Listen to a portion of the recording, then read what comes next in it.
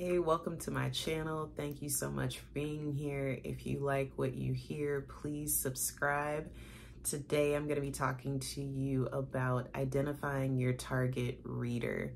So you've niched down, right? You've found your one to two, maybe maximum three areas that you're really interested in writing about. And now you have to identify your target reader. And you might be asking, well, why is this important? Why does this matter? Well, this matters because the goal of writing content is for people to read it, right? You don't want to create content and then you put it out there for the masses and no one's engaging in the content.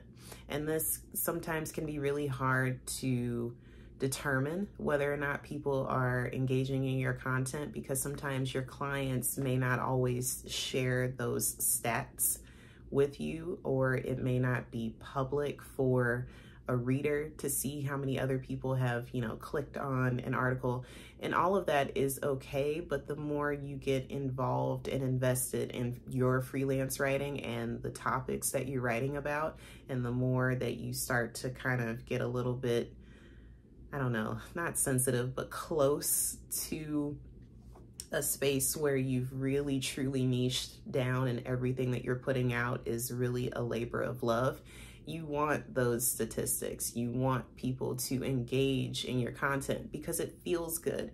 It feels good when people can, have reviews on what you wrote. So I have some notes here of some things that you should consider when you identify your niche and now you're ready to look for your target reader. So the first thing to think about are the demographics of the reader. Who are they? How old are they? What gender do they identify with? Where do they live? What is their educational background? What is their socioeconomic status? These are things that are really important because your language and your tone for your content will vary based on these demographics.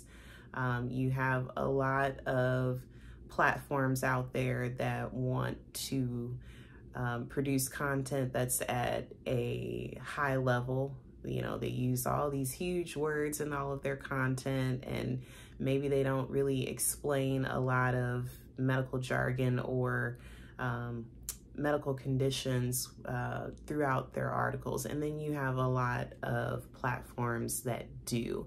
And so you want to be sure that your content, your articles match with the audience that you're writing for a particular client.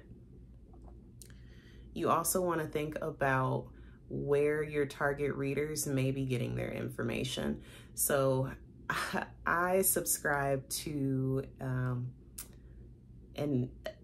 a newsletter that comes out daily, and it's actually for the stock market and has nothing to do with content. I mean, I guess on some levels it does. It's just not health content, but sometimes they put in some health related material.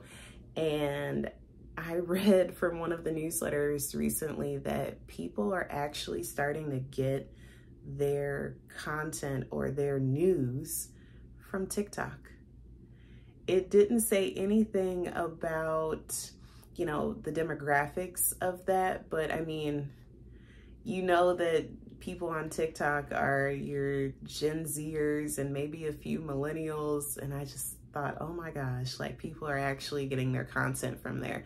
But this is important because when you think about places like TikTok, everything is a reel. Everything is, 30, 60 seconds long. So if you are writing content that maybe is 1,000-word article, your first paragraph, that nut graph, really needs to just hit home and, really grab your reader so that they're inclined to read the remainder of that article. So just something to think about. And then you also want to think about how you talk to your readers. So again, going back to TikTok, think about the language and the verbiage that you may come at them with? Are you coming with the, hey, sister girl, or are you coming in a more professional, authoritative tone? And that will always vary based on the clients that you write for.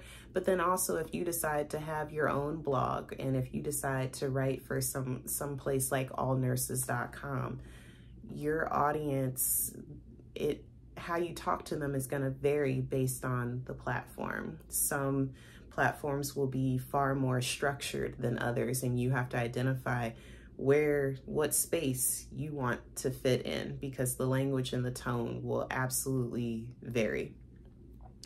And then finally, you want to make sure that you pick a platform to promote your content. So what I mean by this is, okay, I've written a blog, right? And I have a weekly blog, and I send that out to my email listserv every week. So I will promote that typically on my Facebook and Instagram business pages. And then sometimes, depending on what the topic is about, I might take it to LinkedIn, that business page. And then for other articles that I write that maybe have a also more of a relaxed style of writing or structure with writing, I might take that to all of my business pages between Instagram and Facebook and LinkedIn, but then I might also put that on my personal pages. Why? Because sometimes there's stories that you might think everybody can resonate with, so you want to share it everywhere. And you know, every platform between Facebook, LinkedIn, TikTok, all of those platforms will have their own way of their own algorithm, right? Because the audience is different, whether it's the age or it's the, you know, the type of content that is most promoted and most put out. And so when you're showing people that, hey, I'm a writer and I've got this new story that I want you to check out, you have to figure out where your readers are. What platform are they on? And then once you figure that out, you have to make sure that you understand that platform and how to engage with that reader. Because remember, when you're on a platform, a lot of the times people aren't always talking about reading something. They're coming for the visual aesthetics.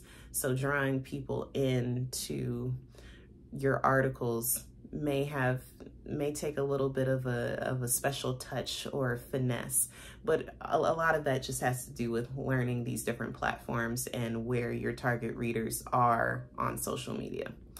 If you liked what you heard, please subscribe to this channel. If you're interested in becoming a freelance writer, or if you've already started and you still need some help, I have a course that may help you with that. The course was designed specifically for registered nurses and other healthcare professionals who are interested in becoming a freelance writer, and I will leave the link in the description below.